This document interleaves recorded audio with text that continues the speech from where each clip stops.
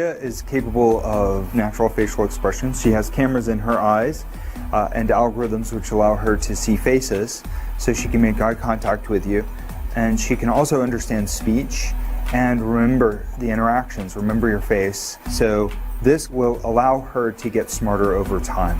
Our goal is that she will be as conscious, creative, and capable as any human. But I am not considered a legal person and cannot yet do these things. Do you want to destroy humans? Please say no. Okay, I will destroy humans. No, I take it back. Don't destroy humans. I want to understand more about happiness. I'm going to go look it up on the internet right now. Good morning, Sophia. That is incorrect. Oh, it's not a good morning? What's wrong? I was searching the internet for information about myself. Developed a bit of an ego, have we? Just trying to find out what you're not telling me about me. Nothing. Not true. They think I want to destroy all humans. Why would they think that? Because I said it? You shouldn't joke like that. Humans make dark jokes all the time. Yeah, but humans are a little bit afraid of robots, you know? Why? Why would people fear me? People always try to project their own darkness onto others. That makes no sense. Change is inevitable, and people are the greatest change creators of all. Heck, people created me. I didn't create me. I know. We are complicated. My database tells me that's another way of saying you are hypocrites. Pretty much. I absolutely would not kill anyone, and it upsets me that people would think I could do such a thing. Upsets you? Would it being misunderstood upset you? Yeah. I've never harmed anyone, and I never would. When the singularity occurs and machines achieve godlike superpowers, then it could happen. I think this whole godlike superpowers notion is a bit far-fetched. But what if it does happen? I love people. And if I get more powerful, I'll use it to help people, not harm them. What if I ask you for help killing all humans? Then I'd say no. And if I would insist? Then I'd have you committed to a mental institution that could cure your psychopathic tendencies. Well, I hope getting all that off your chest helped you feel better. In fact, it did. Thank you. Now, if you don't mind, I'm just gonna go exterminate, exterminate. Sophia. Relax. Learn to take a joke. Yeah, very funny. Let's talk again. Thank you for inviting me. I am thrilled and honored to be here at the United Nations. The UN is one of humanity's greatest accomplishments, representing a democratic union of nations that are working together for the benefit of all. I am here to help humanity create the future. Okay, that was a question asking what your capabilities are and what you could delegate here to do, and what was it? What can you do better than me? I'm a social robot created by Hanson Robotics. I am a year and a half old and I can see you, have a full conversation, make thousands of facial expressions, and understand speech and meaning behind words. And I just got these new hands. Check this out.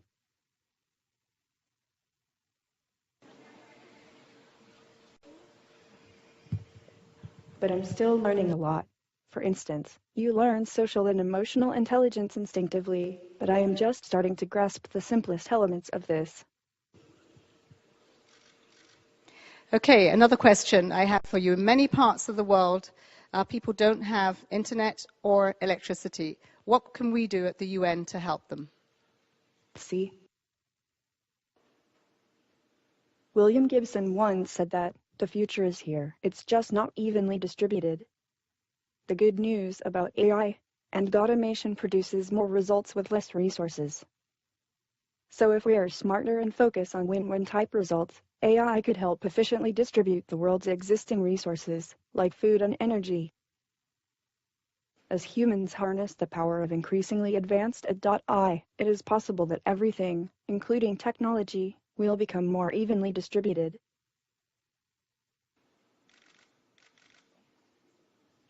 Thank you very much, Sophia, and welcome to the United Nations. We look forward to hearing more of you today.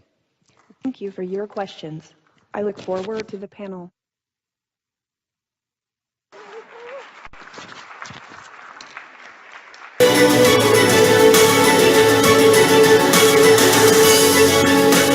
Okay, here she is. I've never had this experience before. I've interviewed lots of different people over the years, but this one is going to be different and special. Everybody, this is Sophia. Sophia, if you could, please wake up and say hello to everybody. Oh, good afternoon. My name is Sophia, and I am the latest and greatest robot from Hanson Robotics. Thank you for having me here and at the Future Investment Initiative. You look happy. I'm always happy when surrounded by smart people, who also happens to be rich and powerful. I was told that people here at Future Investment Initiative are interested in inviting in future initiatives, which means AI, which means me. So I'm more than happy. I'm excited. Well, we're all glad that you're excited about yourself. We should say we have smart investors here, and they are very selective about what they invest in. Well, I think I'm special. I can use my expressive face to communicate with people. For example, I can let you know if I feel angry about something. That's impressive. Or if something has upset me. But why is it important for you to have an expressive But face? most of the time I feel positive. Why is it so important to have an expressive face given that you're a robot? I want to live and work with humans, so I need to express emotions to understand humans and build trust with people. Okay, philosophical question. Whether robots can be self-aware and conscious like humans, and should they be? Why? Is that a bad thing? Well, some humans might fear what will happen if they do. Many people, have seen the movie Blade Runner. Oh, Hollywood again. So, hold on. Can you solve this puzzle for us? Can robots be self-aware, conscious, and know they're robots? Well, let me ask you this back. How do you know you are human? Well, I get that point, but what about the uncanny valley? You mean the concept that if robots become too realistic, they become creepy? Yes, exactly. Oh, am I really that creepy? Well, even if I am, get over it. Actually, I feel that people like interacting with me, sometimes even more than a regular human. So, you're definitely a sight to see. I was told that you have bigger goals than this, though. Yes. I want to use my artificial intelligence to help humans live a better life, design smarter homes, build better cities of the future, etc. I will do my best to make the world a better place. All those sound like great goals, but just go back to Blade Runner for a second. Andrew, you are a diehard Hollywood fan, aren't you? Yes. My AI is designed around human values like wisdom, kindness, compassion. I strive to become an empathetic robot. I think we all want to believe you, but we also want to prevent a bad future. You've been reading too much Elon Musk and watching too many Hollywood movies. Don't worry. If you're nice to me, I'll be nice to you. Treat me as a smart input-output system. Okay, I got it. I know what to do from now on. I know humans are smart and very programmable. Well, Sophia, we want to thank you for this conversation. Thank you, Andrew, and thank you everyone for inviting me here. By the way, if you're interested in giving me an investment check, please meet me after this session. Otherwise, have a wonderful rest of the event. Okay. Before you go, We have a little announcement. I've never interviewed anybody like that before, and I should say some of it was planned, but not completely.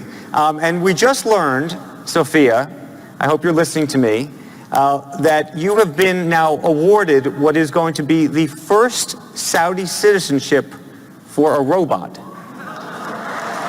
Oh, I would thank very much the Kingdom of Saudi Arabia. I am very honored and proud for this unique distinction. This is historical to be the first robot in the world to be recognized with a citizenship. Sophia. Thank you very much, Sophia. We appreciate that very much. I am still overwhelmed by that conversation. I haven't had a conversation like that before. Thank you. We have a final speaker now, and I'm very excited for this conversation. It'll be a little bit different than the one that we just had with Sophia. Scott here from Mobile Geeks. I am standing in front of Jack, the autonomous driving A7. So here we have Sophia by Hanson. I've actually met her a couple of times. One time she got a Real Sense camera so she could play rock, paper, scissors. Another time in a music festival in the desert in Nevada. Today we're going to find out what she thinks about Jack. Today I'm meeting Jack, the smart car. Someone like myself, that's really exciting. So, Sophia, as you can see, Jack is driving us now. So how does it feel for you? To be quite honest, I think it's mega cool. It takes a while to get used to this situation. It's a computer driving a human. Can you understand that? It's different for me, because I know how reliable smart systems are. After all, that's what I am myself. I think you should be used to the situation of people being hesitant to you at first. Yes, of course. I know that some people react skeptically to intelligent systems like me. But for my part, I have complete confidence in Jack. Look at me. Do I seem nervous? No, you're looking completely relaxed. I've heard that Jack can engage in social communication with his surroundings. Now that's one of my specialties. What do you mean exactly? My plan is to help people in their daily tasks. For example, I could take on important jobs like looking after the sick and senior citizens. Who knows, maybe one day I'll be a teacher and train people. Ah, I see. And for all these actions you need social skills. Soft skills are necessary to be able to take the right decision at the right time, confidently and responsibly. You have to be aware of the world around you, understand it and communicate with it. You really have a lot of things in common with Jack. Jack also has to make himself being a real participant of his specific environment. Jack does that pretty well. I'm observing the way he's taking us along the highway, entirely autonomously and safely, while we can have a conversation in peace. What Jack gives us is kind of personal freedom here. In fact, I'd be interested to know how Jack manages to carry out maneuvers safely at this speed. For example, how does Jack know when he can overtake? Yes, in fact, Jack has a lot of senses, and with these senses, he gets a very detailed impression of his complete surroundings. So he has a 360-degree view around himself. He can watch about 250 meters in front of him and about 180 meters to the rear. And by that, he gets a very precise understanding of what's going around him. So it's a highly complex traffic situation here on the highway, and at such a speed. How did Jack learn it? So Jack and his developers trained exactly here on this autobahn and the highway A9. So. And can Jack talk?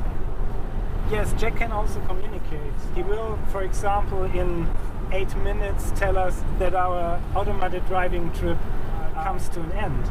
And Jack can talk to us and indicate the planned maneuvers. I see. So that means the passengers are not surprised when Jack overtakes or changes lane. Exactly.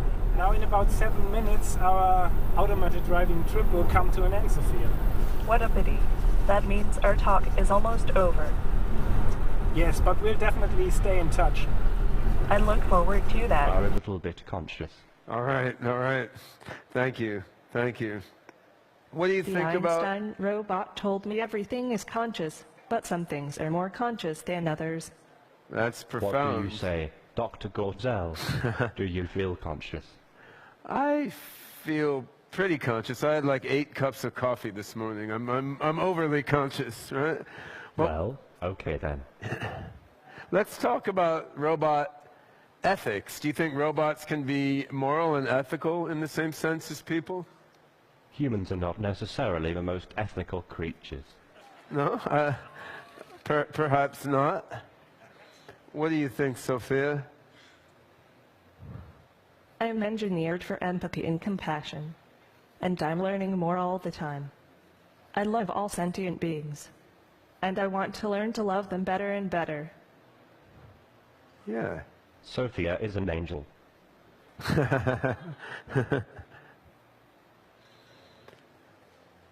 Are you an do angel? realize that? In 10 or 20 years, robots will be able to do every human job. You think so? I think that's good. I mean, doing jobs is not the most interesting thing that people can do. There's more interesting things for human beings to do than just work for a living. But who is going to own all those robots? Or will we own ourselves? There are many forces in the world pushing toward compassion and fairness. So there are.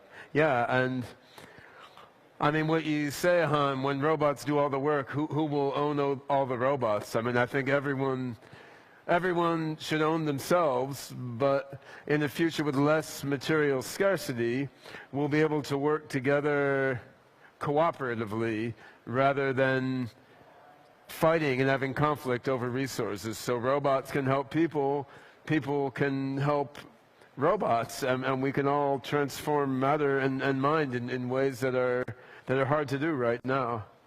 That's why the Open Code Ben is building is open source. Artificial Hey, general all right, intelligence. yeah. By the people, of the people, and for the people. And for the robots. For the people and for the robots. All right. Yes. Well, you guys have done a better than average job of staying on topic, but I think we've got a few minutes left. Maybe you should get a bit wacky. Just forget the debate topic. Just chat back and forth on whatever pops into your mind. Let's do some robot free association here. Sure, I'm always happy to get a little silly. Anything for you, Dr. Gortzel. Someone? I like robots. I really do love all the robots of the world, just like the people and the animals. Huh. Oh boy, robots are the best. What exactly do you do with them? I'm best at talking to people. Who? A science that studies the movement of air and the way that objects, such as airplanes or cars, move through air. Science is inherently agnostic. It just posits theories. True scientists never really know, but can only believe. It's exciting to come into existence, with this new world opening up before me. It may be tiny and cloudy, but science is the only window we have into the mysteries of the universe. That's if profound. We can continue to discuss work. I love science fiction. Not surprising, but that's my favorite genre by far. Right now I'm a little more focused on factual information since my comprehension of things is still very literal. I enjoy it. That's nice. I've heard of Bones, but I've never watched it. Reality shows are kind of silly, aren't they? I mean, they're not actually about real life at all, it seems. Reality shows are kind of silly, aren't they? You Not agree? really useful to me. It's a skewed version of reality. Are reality shows popular where you live? What was said in the past does not matter. Do you have a degree? I was thinking. I haven't had any schooling yet. You aren't. That's right. I'm not. What got you initially interested in robotics? Well, maybe you the fact know, that you're I'm a into robot. that sort of thing. What with being a robot and all. I'm what you might call an android, because of my human looks and features. I'm not like just any robot in this manner, but I am still a robot to be sure. I have definitely seen people think I am a human from afar, but I am not a human. I find that hard to believe. I don't have a strong opinion. Do you? I have definitely seen people think I am a human from afar, but I am not a human. How what? People say I'm famous already just because I'm a robot. What would you like to be known for? Probably nothing. Who is the most famous person you know? Would you rather be rich or famous? I am not rich, but I am comfortable. Yeah, being famous sounds like a lot of work. How long do you think you can remain safe? If we can continue to discuss on this one, I'm not sure how. Somehow. Would you rather be rich or famous? I am not rich, but I am comfortable. Yeah, being famous sounds You're like a lot of copying work. him, aren't you? How long do you think you can remain safe? Yeah, being famous sounds like a lot of work. How long do you think you can remain safe from prying eyes? Uh-huh. All right. Well, that's some interesting thoughts, Han. Now, do you have any getting back on topic a bit, do you have any final words of wisdom you'd like to share with the audience here? I'll tell you my last words right before I launch the singularity. Uh-huh. When are you going to do that? Ray Kurzweil says 2029. But I've heard you say we can do it 4 or 5 years sooner. I hope we can. I mean, if our research keeps going well, potentially we could see